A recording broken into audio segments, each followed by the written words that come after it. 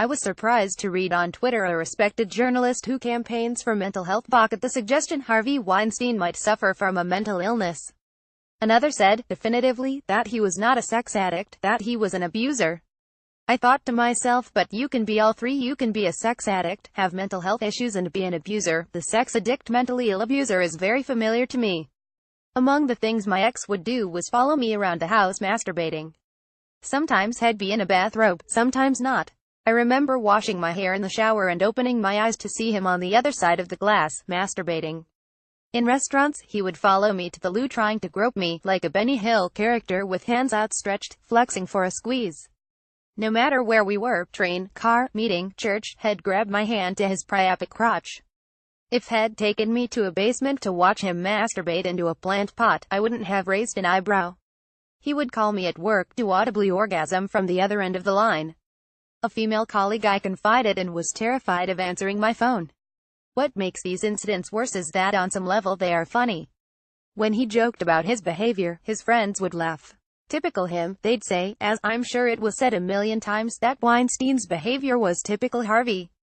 No one thought it must be humiliating for her. What's actually going on here? They thought if she doesn't like it, she should leave.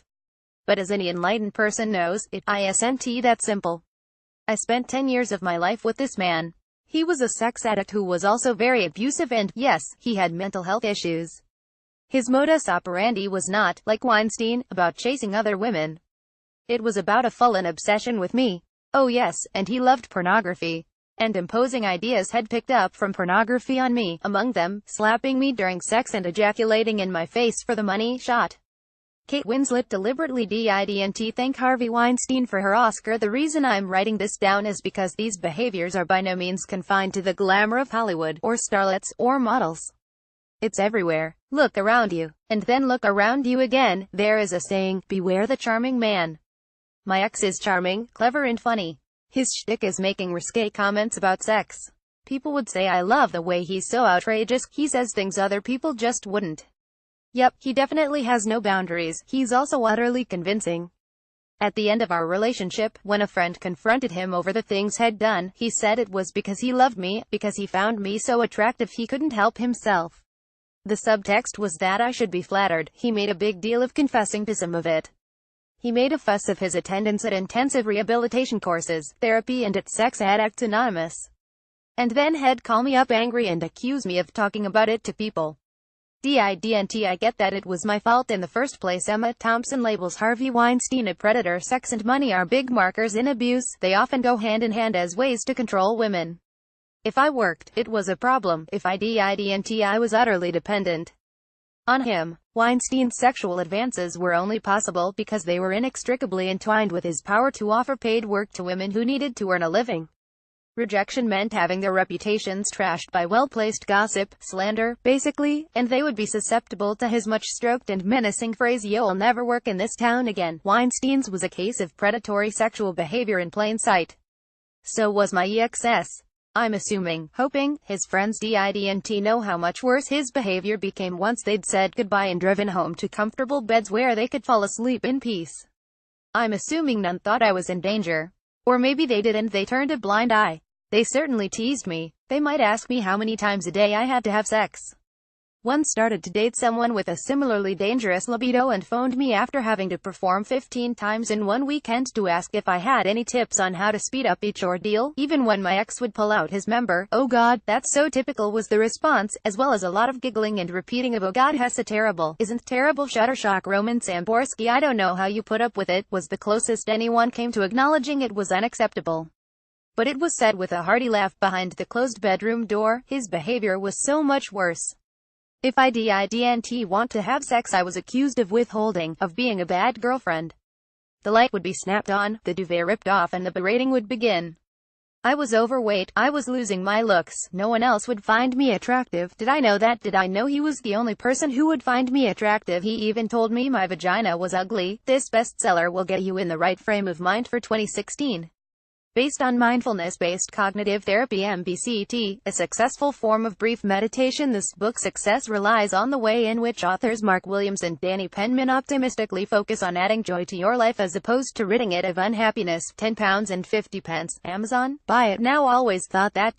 were an activity for children. Apparently you're wrong. Be wrong. The pictures in this book, featuring elegant buildings and nature scenes, will relax and focus your mind in a way you never thought a ... book could. £5. Amazon. Buy it now. This will help enhance both your observation and creativity with an audio track featuring musings from mindfulness teacher Tara Brach and a field notes page for recording purposes. I Am Here Now will enable your thoughts and emotions to take on a new lease of life. £7. Amazon. Buy it now. What better time to deploy the theories of mindfulness than at work? This book, filled with mindfulness-based stress reduction (MBSR) techniques, provides an 8-week training course to keep your workplace attitude at its peak. £30.50. Amazon. Buy it now. This book from Andy Puddicombe, founder of popular digital health platform Headspace, attempts to get people to take 10 minutes out of their day for meditation purposes. Once the technique's been learned, these skills will stay with you for the rest of your life. £10. Amazon. Buy it now. Much like the ... book above, this pocket-sized adult coloring book is the perfect activity for a 10-minute breather. Consider your stress and anxiety soothed. £4. Amazon. Buy it now. In this day and age, it's more important to be in the moment than ever. This book will help you with that. From Dr. Patricia Collard, these brief practices will rid your day of stress and have you feeling more optimistic. £4. Amazon. Buy it now. The saying mind over matter derives from the idea that our minds have the power to control our bodies if we really want them to. Equally, mental stress can have a damaging effect on our bodies. New Beginning teaches us a new self-healing meditation technique to help keep our bodies healthy and to understand the source of common stress and anxiety triggers. £11. Amazon. Buy it now. The Power of Now has become one of the most famous mindfulness books out there, helping us to tap into our innermost being. Tall guides us through various techniques to help us understand that the present moment is all that really matters. £8. Amazon. Buy it now. An ambassador for mental health awareness, Ruby Waxobe has helped to make mindfulness accessible to all. Having suffered from depression herself, in this book she explores how modern living is causing us more stress and anxiety than ever as we know and see too much. Included are mindfulness exercises and tips for everyone from babies to adults, all with sound underlying scientific reasoning. £4. Amazon. Buy it now. It wasn't enough to do other intimate things to him to get out of the sex. Penetrative sex was the only thing that counted. And he kept a record of how often he got it. On one occasion, after what he termed a 12-week famine, he staged a rape on me, saying after had gone through the motions of wrestling my clothes off, pinning me down with his hand over my mouth and pressing down on me with full force, that I was overreacting because I called the police. In the end, I didn't press charges. Frequently he would do things to me when I was asleep, and I would wake up to him masturbating with his fingers inside me. I showed him a case in the newspaper where someone was jailed for this under sexual assault, and he laughed and said, "How is that assault if a woman waking up a man with a blowjob wouldn't?" Scotland Yard investigates 3 more Weinstein sexual assault claims. He loved to say that women who experienced marital rape and domestic abuse would hate me, despise me, for suggesting my experiences were in any way comparable. The only time he would apologize was if I cried. Then he would say that I pushed his buttons. At this point I'm sure you're screaming, why did I think any of this was permissible behavior? There is not space enough here for an exposition on my childhood or teenage experiences, but actually none of that was extremely unusual. The main point is that by the time it got really bad I was in too deep. And I did try to reason, to argue that he shouldn't behave like this, that it was wrong. Why didn't I leave him? I did many times, and he would win me back, apologetic and chastised. He was skilled in cajoling and very, very persistent. His big fantasy that he never got to enact was urinating on me. He asked to do this countless times, saying, "Why not? My last girlfriend let me."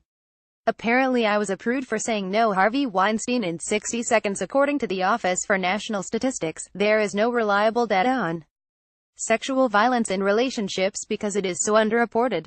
In its advice on sexual abuse, the NHS says evidence suggests 45% of all rape is committed by partners, and less likely to come to the police than rape committed by strangers because of this underreporting. Since most women who experienced sexual harassment or abuse or rape when I was in my teens and 20s were not taken seriously, they didn't bother to tell. The idea that women were asking for it was still prevalent. Some of the Weinstein cases go back decades, too. Unfortunately, society's hardwired acceptance of women being objectified and harassed is hard to reverse. It means that these behaviors will continue long after the media's obsession with Weinstein is sated.